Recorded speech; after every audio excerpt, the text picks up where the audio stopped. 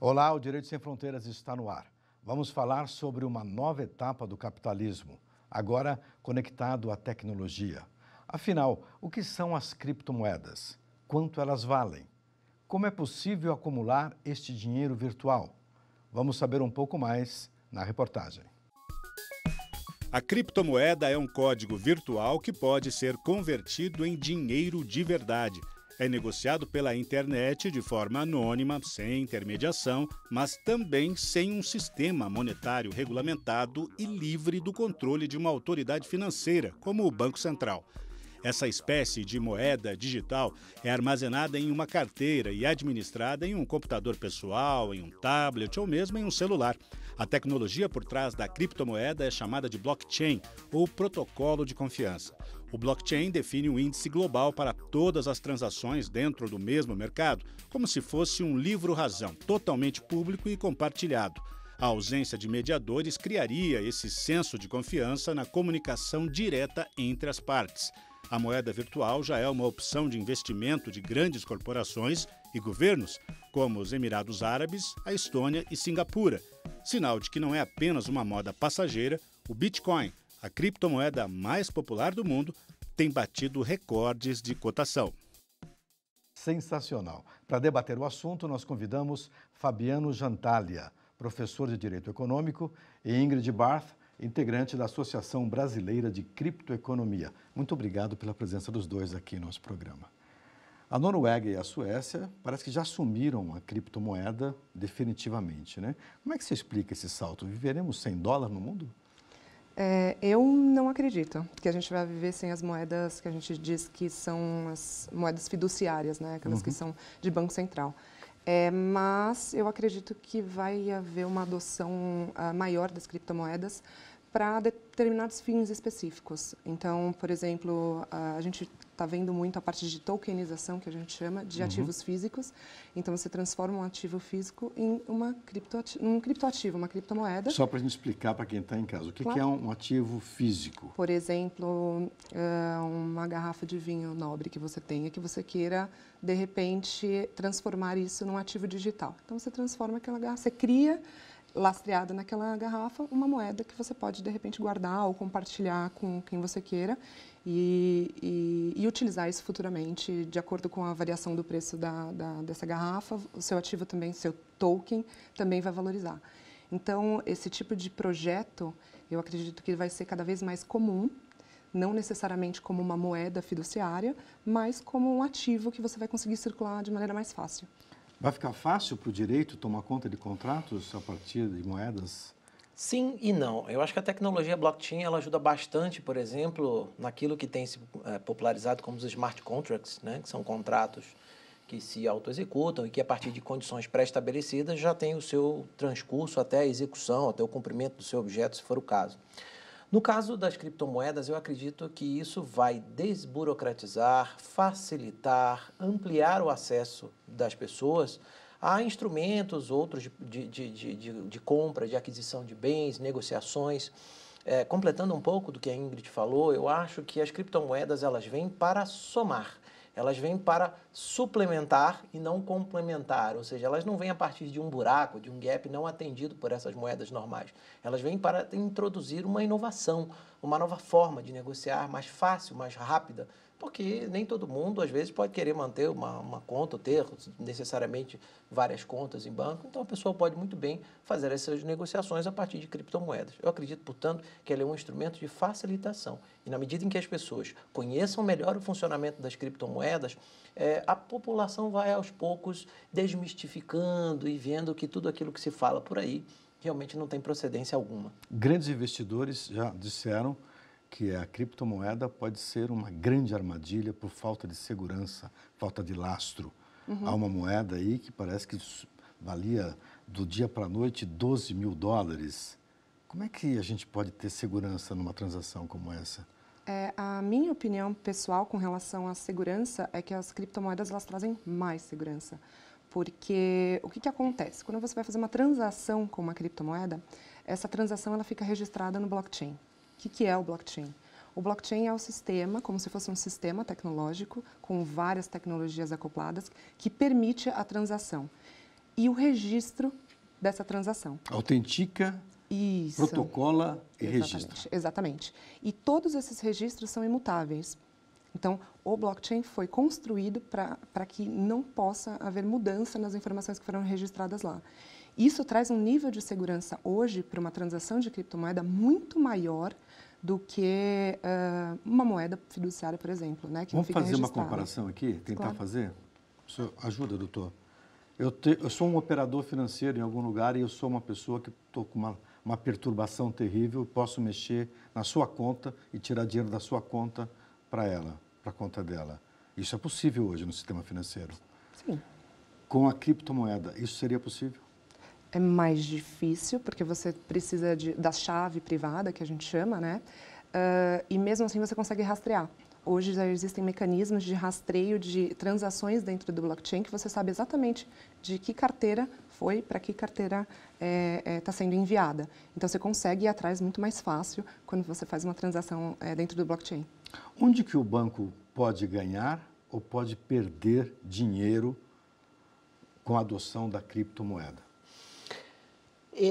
Eu tenho uma visão bastante particular a respeito disso.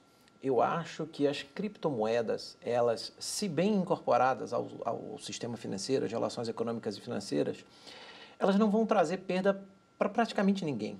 O que acontece hoje é que você tem, de fato, a atuação preponderante dos bancos na oferta, na disponibilização de liquidez, de recursos que as pessoas precisam para tomar emprestado, etc. Embora você tenha a figura das fintechs, que tem facilitado bastante isso hoje, eu acredito que com a adoção, a incorporação das criptomoedas, as trocas financeiras vão ficar muito mais diversificadas. Você tem muito mais oportunidade de fazer trocas financeiras com o blockchain e com a vantagem que a Ingrid colocou, porque da essência do blockchain, a ideia de segurança, de auditabilidade, de rastreabilidade. Isso está, quase que podemos falar assim, no DNA, ou seja, na estrutura mais elementar de programação da tecnologia blockchain, é justamente a auditabilidade.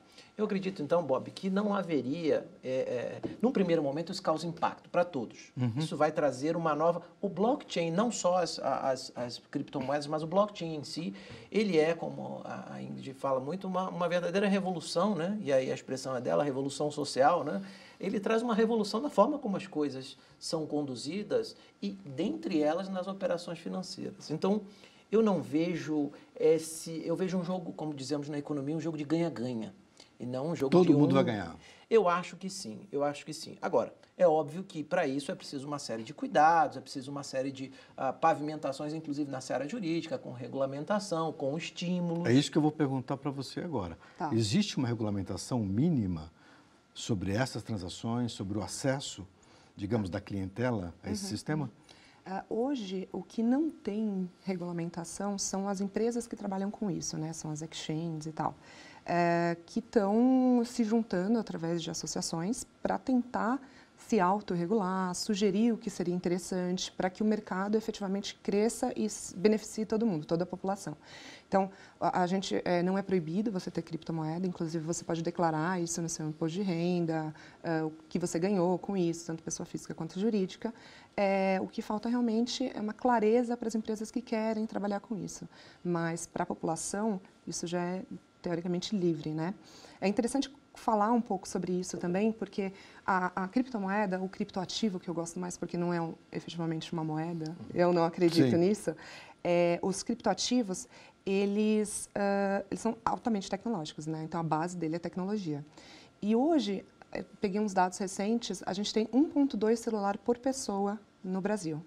Ou seja, a gente tem mais de um celular para cada brasileiro. Sim. Isso possibilita um acesso muito maior a coisas tecnológicas. Sim. Então, eu acredito que isso vai facilitar a adoção da criptomoeda, dos criptoativos, para grande parte da população, mais do que várias outras coisas do sistema financeiro que ainda estão tentando ganhar corpo na população mesmo.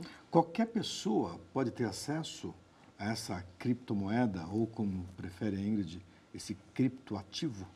Sim. está acessível a todos a partir de um celular, de um cadastro em alguma exchange ou de algum tipo de acesso a... Vamos tentar dar um exemplo aqui. Estaria com o meu celular aqui e agora quero fazer uma operação em criptomoeda ou criptoativo. Para quem que eu ligo? Bem, eu acho que há várias maneiras de você operar, né? Em primeiro lugar, é preciso lembrar o seguinte, como a Ingrid bem colocou, a criptomoeda, na verdade, o que a gente chama de criptomoeda é um ativo. Sim. É um ativo como haveria um título de crédito, um cheque, só que inteiramente digitalizado, digamos assim, e debaixo de uma estrutura de criptografia, uma programação acoplada a uma estrutura de criptografia. Então, não é preciso ter grande sofisticação, você não precisa entender de programação para você adquirir uma criptomoeda. Mas para onde que eu vou ligar para comprar isso? Há várias alternativas no mercado. Você tem, no plano internacional, vários sites onde você pode buscar, mas é obviamente que é preciso, e aí é uma recomendação importante, você recorrer a uma empresa estabelecida, a uma exchange, como a gente chama, né, que é justamente, digamos assim, por aproximação, como se fosse uma corretora de moedas virtuais, em que você vai buscar. Então, nós temos aí pelo menos 4 ou 5 grandes players no Brasil, estabelecidos no Brasil. E se a pessoa, por exemplo, quiser acompanhar o preço, a cotação, ela pode ir não apenas a essas exchanges já estabelecidas, uma pesquisa rápida na internet pode ajudar, como alguns sites internacionais que listam hoje perto de 2.000 criptomoedas que a gente encontra nas bolsas ou nos rankings, vamos dizer assim, internacionais. Então, a recomendação, do ponto de vista jurídico, que eu sempre faço é procure uma empresa, uma exchange regularmente estabelecida, porque aí você está diante de um CNPJ, de alguém a quem você vai procurar. Então, recorrer à dark web, a outros mecanismos que podem parecer muito mais, digamos assim, promissores, é aquela história, o barato sai caro. Procure o mercado formal e tudo vai ter a sua garantia jurídica. O fato de não haver a regulamentação ainda traz uma certa preocupação, naturalmente, mas a gente precisa entender que é da tradição do direito brasileiro o que a gente chama de atipicidade dos contratos, liberdade dos contratos. Então, enquanto o Estado não definir que esta atividade, por exemplo, a negociação, uma ICO, como a gente chama, né, uma oferta inicial de moedas virtuais, enquanto o Estado não definir, por meio da CVM nesse caso, que nós estamos diante de uma oferta de valores mobiliários, por exemplo, essa atividade ela continua livre.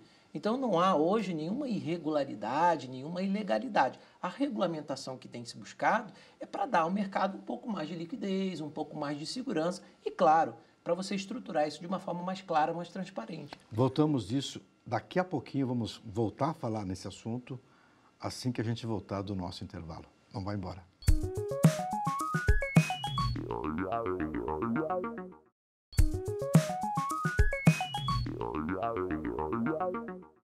Estamos de volta com Direito Sem Fronteiras. Hoje falamos sobre as criptomoedas e as novas transações financeiras digitais. Nós conversávamos no bloco anterior. Eu queria saber, estou muito curioso para saber como que as pessoas podem se sentir. Eu tenho uma poupança familiar. Eu posso pegar esse dinheiro e jogar tudo isso em Bitcoin, não? Bom, você pode fazer o que você quiser com o seu dinheiro. Sim. Vivemos num país, graças a Deus, livre. É seguro fazer isso? Não é seguro. Não é seguro. Não recomendo. Primeiro, o que eu recomendo é você conhecer. Então, faz um teste, um pequeno teste, para ver como você se sente com relação a colocar o seu dinheiro num criptoativo. Como é que se faz esse pequeno teste? Você vai, como já mencionaram, você vai numa exchange, que a gente chama, que é uma corretora, você faz um cadastro mínimo, então eu só preciso ter certeza que você existe, você está com a sua documentação em ordem, e eu vou te dar um acesso a uma plataforma que você vai colocar o seu dinheiro lá em reais mesmo, e a partir do momento que o seu dinheiro, você tem esse depósito dentro da exchange, você consegue fazer uma ordem de compra ou uma ordem de venda, se você estiver na ponta contrária, se você estiver vendendo criptoativo, né? Então, assim, a grande recomendação que eu faço, eu gosto sempre de falar isso, assim, não coloque o dinheiro inteiro da sua família em criptoativos sem você conhecer. A economia, ela fala bastante disso, né? Não coloque todos os seus ovos na mesma cesta. Então, por mais que seja um mercado em ascensão, que eu acredito muito, estou trabalhando com isso, minha empresa faz projetos em blockchain, eu sugiro primeiro se familiarizar, conhecer, ver como você se comporta com relação a esse mercado, para depois você ir colocando um pouco mais de dinheiro nisso. Quando você falou para eu ir até uma exchange, força de expressão, na verdade, deveria abrir um portal, num site, né? Exatamente. E fazer um cadastro ali, como se fosse um tesouro direto, uma operação de compra e venda de ações e tal. Por que eu falo, né, para ter cautela, é importante ter cautela? Porque é um mercado que varia de preço. Então, um dia você tem um preço, outro dia você tem outro preço. Ele se baseia muito em notícias sobre o mercado de criptoeconomia. Então, quantas moedas que nós temos hoje? Eu sei, por exemplo, que a Suécia criou a moeda dela, né? Criou o próprio ativo. Os tokens, né? O ativo. Isso. Parece que a Suécia fez isso, a Noruega também fez, e outros países estão criando as próprias moedas, os próprios ativos. Certo. Por que eles estão criando os próprios ativos? E não estão usando os ativos que já existem? Pode ter uma série de razões, né? O que eu enxergo, que esses países, eles prezam bastante por transparência. Tá. E aí, quando você faz um token, uma moeda, um ativo dentro do blockchain, você pode proporcionar para a sua população, olha, essas movimentações financeiras estão todas registradas em blockchain e está aberto para você, se você quiser auditar, por exemplo. Então, muitas delas pensam dessa forma também. Outras mais pela inovação. Então, eu quero ver o que acontece, eu quero entrar nesse mundo, então vou criar um token específico para esse fim, para conhecer, enfim, para trazer essa inovação para a sociedade. Já volto com você. Um detalhe importante nisso a Suécia ela é um ponto fora da curva. Total. Porque a Suécia hoje já tem um projeto, e aí o blockchain e as criptomoedas vão ajudar muito nisso. A Suécia já tem um projeto de, no universo de, no máximo, 5 anos, entre 5 e 10 anos, ela eliminar completamente o dinheiro físico, o dinheiro em papel. Então, a ideia seria eletronizar, por assim dizer, essas transações e, contrariando o senso comum, aquilo que você espalhou por aí em termos de criptomoedas, de certa maneira, tomados alguns cuidados, às vezes você tem muito mais rastreabilidade de uma operação financeira embasada em tecnologia blockchain do que você teria no sistema financeiro tradicional, onde você faz um saque, o dinheiro circula, enquanto no blockchain cada centavo de moeda, né, construída à base de blockchain ou de outras tecnologias, poderá ser rastreado a partir dessa sequência de códigos. Vamos falar de volume de criptomoeda. Quanto que nós temos no mundo hoje circulando?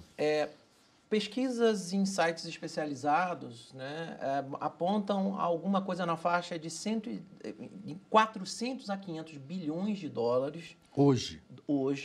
Mas essa estatística ela varia, porque ainda não temos um hub, um depositário central onde a gente pudesse ter isso. Então, as estatísticas variam, mas algo em torno disso. Mas hoje, por exemplo, para que se tenha uma ideia, somente em Bitcoin, que é uma das, e é a principal moeda virtual hoje, ou criptomoeda que a gente conhece, algo na faixa de 110, 112 bilhões de dólares em ativos. Mas o movimento diário de Bitcoins, não raro, ultrapassa os 3 bilhões de dólares por dia de negociação. Você estava falando de token. Vamos tentar estabelecer uma distinção. Você falou de token, você falou de criptoativo, estamos falando de criptomoeda. Eles se equivalem ou tem diferenças entre uma coisa e outra? Vamos só explicar para quem está em casa, de repente pode ter uma dúvida aí sobre esse tipo de investimento. E aí a gente pode ajudar. Eu costumo falar que são criptoativos porque, dependendo do projeto, a gente fala projeto, né? O Bitcoin é um projeto. O Bitcoin ele foi criado para fazer transações financeiras peer-to-peer, que a gente chama, né? De pessoa para pessoa, sem a necessidade de uma entidade central para fazer essas transações. Uma empresa, por exemplo, ou um banco. Existem outros criptoativos que foram criados para outras funções. Por isso que a gente não chama de criptomoeda, porque ele não vai se comportar como uma moeda, ele vai se comportar como um ativo do qual ele está se espelhando, está tendo lastro. Então, como eu dei o exemplo aquela hora, da garrafa de vinho. É um token. Não é uma moeda, ele não se comporta como uma moeda. Eu estou digitalizando um ativo. Então, é um token, é um criptoativo, que a gente costuma falar. Por que cripto, né? Por que a gente usa essa palavra cripto? Porque esses projetos todos em blockchain para criar tokens, criptomoedas ou então criptoativos no geral, eles são criptografados. Então, é por isso que a gente chama de criptoativos, porque são ativos que você pode colocar dentro do blockchain, criar dentro do blockchain. Então, depende da natureza do projeto, você vai chamar de uma coisa ou de outra, entendeu? Obstáculos globais para a expansão dessa plataforma.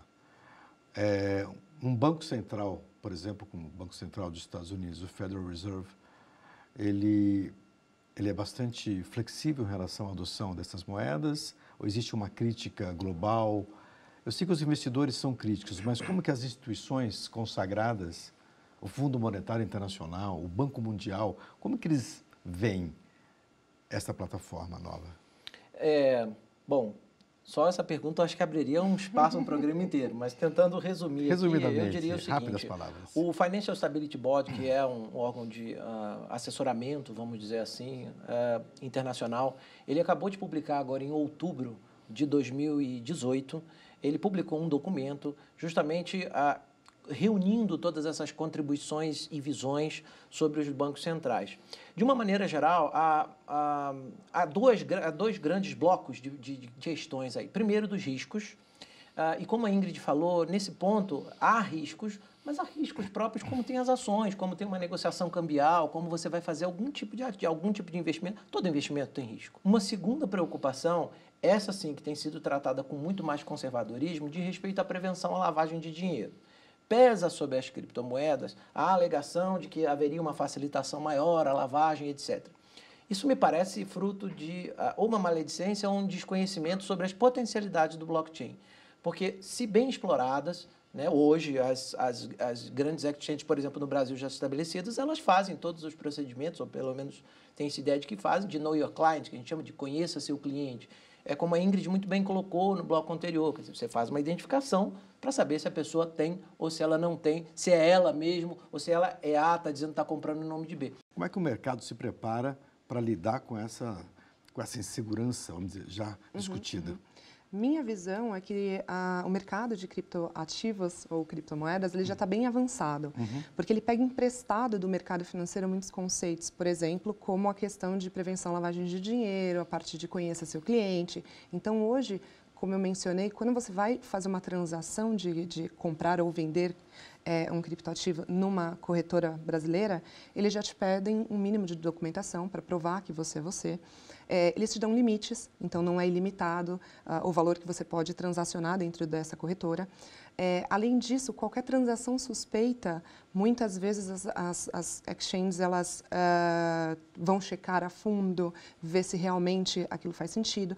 E tem softwares hoje em dia que lê as transações do blockchain, que você sabe exatamente a origem desse Bitcoin e para onde esse Bitcoin está indo. Você consegue, não vai estar lá o seu nome, mas você consegue saber de que ponta a que ponta foi, né? Uma coisa que a gente sempre, que eu costumo falar é assim, você sempre vai precisar, em algum momento, transformar isso em dinheiro, uma moeda fiduciária, né?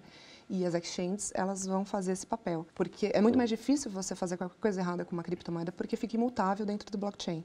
Então, você consegue, além de rastrear, ver que aquela informação foi daquele dia, aquela hora, feita por qual exchange. Então, é muito mais fácil você rastrear. Eu tenho uma pergunta sobre a Dark Web, o submundo da internet. É possível fazer esse tipo de transação pelo submundo da internet? Sim. É possível. Primeiro, é só lembrando, o que é essa Dark Web, né? São, na verdade, aquele conjunto de sites, de áreas, vamos dizer assim, dentro da internet, que não estão naquelas primeiras páginas de indexação ou que não são devidamente indexadas pelos mecanismos de busca. Então, na verdade, ela é a internet, só que é uma parte da internet que a gente acaba não vendo tanto, porque ela não é tão buscada por esses mecanismos, tão alcançada por esses mecanismos. E também tem tudo lá dentro, né? Tem, não é de só tudo. por isso. Quer dizer, é um caminho onde você tem um descontrole absoluto sobre o conteúdo. Eu diria que, na verdade, a Dark Web é uma reprodução da realidade. A gente não sabe o que as pessoas estão fazendo agora enquanto nós estamos aqui conversando. Então, a Dark Web é, na verdade, a transposição para o mundo virtual daquilo que acontece no mundo real. Chamado inconsciente. Exatamente. Uma internet sem censura, né? Isso. Exatamente. Mas, nesse caso, sim, é perfeitamente possível. E essa é uma das grandes preocupações das autoridades, isso se conecta com a sua pergunta anterior, das autoridades internacionais de supervisão. Como coibir, do ponto de vista transnacional, o uso dessas estruturas de blockchain, criptomoedas, enfim, para financiamento a terrorismo, a lavagem de dinheiro, etc. Mas, se a gente for olhar as estatísticas, a gente vai ver que as 10 principais criptomoedas hoje concentram seguramente 60%, 70% do mercado, talvez, né, Ingrid? Até 80%. Pois é. E aí o que a gente vê é que aonde mais passam as transações é justamente onde mais se tem luz, né? E nada melhor para afastar a criminalidade do que a luz do dia, e isso facilita bastante o controle. O Senegal também anunciou a criação da sua moeda cripto, né? Eu pergunto, isso seria bom para desmitificar que a criptomoeda ou criptoativo seja uma ferramenta de países ricos e extremamente desenvolvidos, né? Exatamente. A África está se preparando para a adoção mais plena desse ativo? Sim, vários países eles estão se preparando e é muito interessante porque eu já ouvi algumas críticas falando, por exemplo, não, porque a criptomoeda vai destruir a economia, porque né, tira o poder dos bancos centrais e tal. E o que eu estudo e estou observando em vários países é que é um pouco do contrário. Alguns países que estão com problemas sérios econômicos, de, por exemplo, hiperinflação, estão se beneficiando das criptomoedas, porque elas estão variando menos de preço do que a própria moeda fiduciária, se beneficiando. Então, populações inteiras, países inteiros, estão conseguindo sobreviver pelo uso da criptomoeda. Então, de novo, Perfeito. é um mito esse negócio de que a criptomoeda ou os tokens e criptoativos vão acabar com a economia. Muito pelo contrário. Reforça, veio para somar efetivamente. Perfeito. Infelizmente, chegamos ao final do nosso programa. Eu agradeço muitíssimo aos dois pela divisão de conhecimento com todo mundo. E agradeço também a você que nos acompanhou. Se você quiser ver este programa ou outros programas, acesse o site da TV Justiça e acesse também o nosso canal no YouTube, TV Justiça Oficial. O nosso e-mail é direitosemfronteiras@stf.jus.br. Um abraço e até a próxima.